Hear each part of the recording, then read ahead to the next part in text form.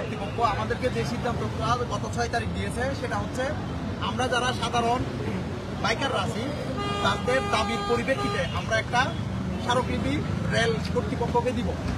পাশাপাশি যারা ইজারাদার আছে তারা ক্ষতিপূরণ দাবি করে তারাও একটা ক্ষতিপূরণের জন্য আবেদন করবে।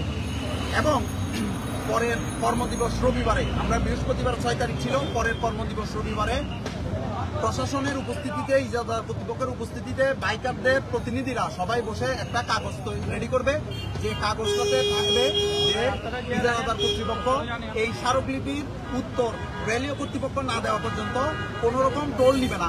এবং এই বিষয়টা, এই যে কপিটা রেডি হবে, এই কপিটা উনি যে ক্ষতিপূরণের দরখাস্ত করবে ওটার সাথে রেলওয়ে কর্তৃপক্ষে জমা দেবে। কিন্তু গত মঙ্গলবারে, মানে গতকালকে মঙ্গলবারে আমাদের সাথে একটি এই প্রতারণা, একটা প্রহসন এবং একটা সাজানো নাটক তৈরি করে আমাদের একটা কমিটির নাম নিয়ে মোবাইল নাম্বার নিয়ে, আপনারা খেয়াল করে দেখবেন ওই তালিকাতে যার লেখাটা এটা এক হাতের লেখা এবং কারো কোনো সিগনেচার নাই। ইভেন মেটাল হর্সের যে রাইহানের নাম আসছে ও ঢাকাতে, এখনো ঢাকা থেকে আসে নাই, এরকম একটা প্রতারণা করছে এবং বলা হচ্ছে যে একটা প্রস্তাবনা সিদ্ধান্ত হয়েছে, এটাও একটা ভুয়া। আমাদের ইউনো ম্যাডাম সভা শুরুর আগেই বলছে এখান থেকে কোনো ডিসিশন হবে না, আপনাদের মতামতগুলো আমরা রেলওয়ে কর্তৃপক্ষকে জানাবো। এটার ভিত্তিতে তিনটা ডিসিশন হয়েছিল, মতামত, এই মতামতটা ওখানে হয়েছে প্রস্তাবনা।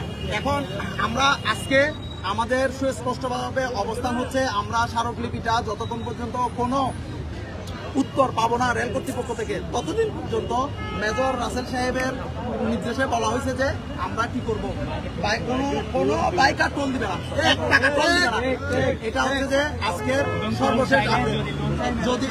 যদি চোর চায় তাহলে মেজর রাসেল স্যারকে আমরা এই বিষয়টা ইনফর্ম করবেন। সম্মানিত ইজারাদার ববি সাহেব তিনি বললেন যে আমরা একটি কথা বলতে চাই বাকি আপনার কনফারেন্সটা আমরা আধা ঘন্টার জন্য ইউজ করব। তখন তিনি এটাও বললেন যে আমরা একটা কমিটি গঠন করতে চাই, যে কমিটি যাতে আমরা তাদের সাথে পরবর্তীতে লিয়াজু করতে পারি। এখানে কোনো প্রকার সিদ্ধান্তের অনুমোদন বা সিদ্ধান্তের সম্মতি জ্ঞাপনের কথা উঠে আসে নাই, শুধুমাত্র এটা বলা হয়েছিল যাতে পরবর্তীতে আলোচনার সুবিধার্থে প্রত্যেক স্টেক হোল্ডারদের প্রতিনিধিদের নিয়ে একটা কমিটি গঠন করা হবে। সেটা যখন করা হচ্ছিল ইতিমধ্যে শাকিল এবং ইমন যারা কিনা এর আগে সবার মধ্যে 10 টাকা টোলের ব্যাপারটা প্রস্তাব করছে, সাথে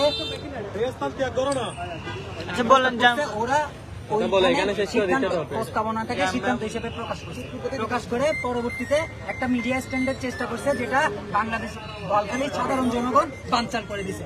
এই 20 জন ভুয়া সমন্বয়ককে বৈষম্য বিরোধী ছাত্র আন্দোলন তাদের প্ল্যাটফর্ম থেকে বয়কট করেছে। যদি প্রস্তাবনা আসে তখন পর্যন্ত আমাদের রেলও বন্ধ হবে। আমরা